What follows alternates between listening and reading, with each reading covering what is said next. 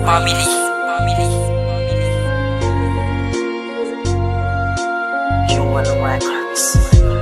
May mga bagay sa mundong ito na di mapaliwanag. Hindi man madali, ngunit kailangang mapanatag ang loob para lang maging katulad ng iba. Kahit mahirap ay pinilit magpatibay mag-isa, dahil ako ay lumakit na mulat din sa kahirapan, kung kaya't nagmatigas at pinilit kong labanan ang lahat. Ngunit akala ko'y magiging madali lang makamit ang kagustuhan kong maging isang makatang malupit at mapabilang sa mga hinahangaan. Gumawa ng pangsariling titulo at ng pangalan na maglalagay kung saan man ako ay nararapat, sa lugar na kung saan karapat dapat na tumapak at maging isa sa mga tinitingala. Mabigyan ng katangiang di ko pa nagagawa, dahil ang katibayan at kakayahan ko na subukan na hamakin ng balakid. Sa'kin ay alam ko na. Ito ang kwentong isa puso mo, isa puso mo ang mga sasabihin ko, na kami ay nangarap katulad din nila at walang makakapigil sa aming paghanda. Salamat sa mga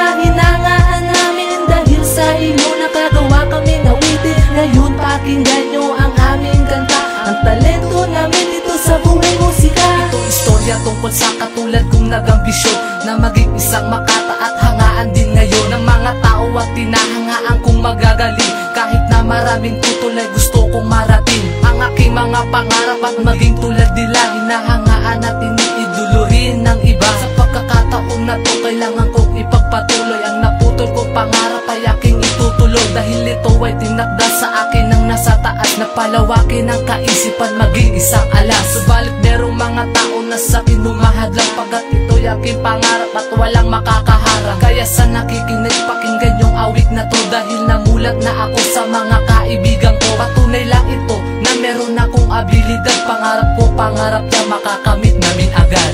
Ito ang kwentong isa puso mo, isa puso mo ang mga sasabihin ko, na kami ay nangarap katulad din nila at walang makakapigil sa aming paghanda. Salamat sa mga hinangaan namin, dahil sa inyo nakagawa kami nawitin. Ngayon pakinggan nyo ang aming kanta, ang talento namin dito sa buhay musika. Ako'y isa sa mga taong nangarap na tumaas, na mapabilang sa mga makata at malalakas, na kung saan hangad din ng iba ang aking kagustuhan. Kahit sa nakakarami ito'y isang kagaguhan. Sabi ko sa aking sarili, ano bang pakialam, pinasok ko ang ganto dahil isa lang aking alam, na humawak ako ng may pati na rin papel panulat. Gusto kong liwanagin at gustong maipamulat na ako'y isang batang nangangarap na maging isang mahusay na makata. Kahit na di madaling maabot mga pangarap, balakid ay hakbangan, walang pagsubok na hindi makakayang malampasan. Kaya naman kahit saan ay lagi kong daladala sa isip ko, sa awit lang ako nagiging abala. Kaya ito ang aking awitin ang magsisilbing patunay, simula nung pagkabata ito na ang aking buhay.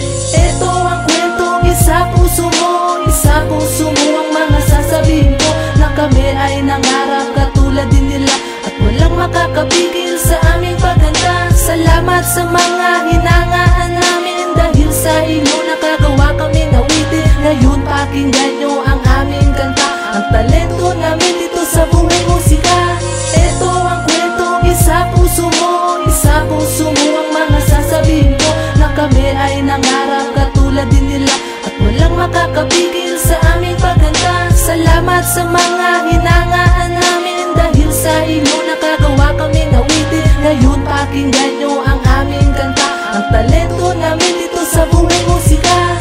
Ito ang kwentong isa puso mo, isa puso mo ang mga sasabihin ko, na kami ay nangarap katulad din nila at walang makakapigil sa aming paghanda. Salamat sa mga hinangaan namin, dahil sa inyo nakagawa